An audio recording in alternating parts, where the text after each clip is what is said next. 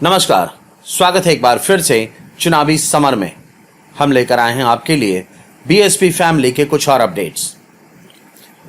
देश में ऐसे कितने मुजरिम हैं जिन्हें फांसी की सजा तो मिल जाती है, लेकिन कानून की कमजोरियों की वजह से उन्हें जल्द फांसी नहीं मिल पाती।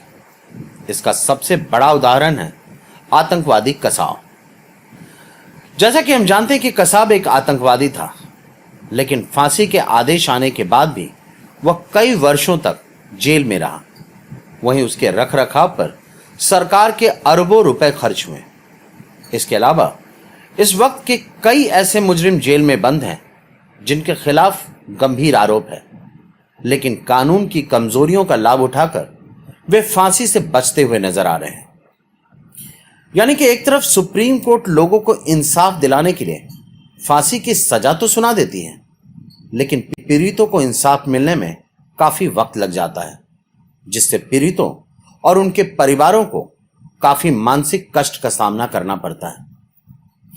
वैसे भी देर से मिला इंसाफ अन्याय के समान है, इसलिए अब सुप्रीम कोर्ट अपराधियों को एक निश्चित समय सीमा के अंदर फांसी दिलाने के लिए गंभीर हो गई है और इस मामले में कोर्ट में मोदी सरकार को नोटिस जारी किया है। आपको बता दें कि सुप्रीम कोर्ट ने दया याचिका के निपटारे के लिए गाइडलाइंस तय करने की याचिका पर सुनवाई के दौरान केंद्र सरकार को नोटिस जारी कर जवाब दाखिल करने को कहा। दरअसल सुप्रीम कोर्ट में याचिका दाखिल की गई थी, जिसमें कहा गया था कि दया याचिका के निपटारे के लिए गाइडलाइन तय होने चाहिए और फांसी की सजा पर अमल के लिए समय सीमा तय किया जाना जरूरी है। मौजूदा मामले में याचिकाकर्ता ने 5 बच्चों की हत्या के मामले में फांसी की सजा पाए 2 बहनों का मामला उठाया, जिसमें कहा गया है कि हाईकोर्ट ने फांसी कंफर्म किया था, जिसके बाद दया याचिका दायर की गई थी और 2014 में दया याचिका दायर किए जाने के बाद फांसी के अमल पर रोक लगाई गई और मामला आज भी पेंडिंग है। इसी केस का हवाला देकर याचिकाकर्ता ने दया याचिका के निपटारे के लिए गाइडलाइंस तय किए जाने और फांसी पर अमल के लिए समय सीमा तय किए जाने की गुहार लगाई।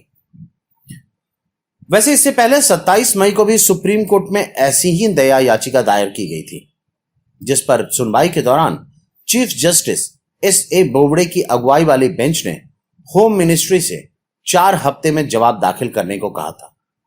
याचिका में कहा गया था कि मर्सी पिटीशन के निपटारे के लिए कोई तय नियम और समय सीमा नहीं है, ना ही कोई तय मानक है।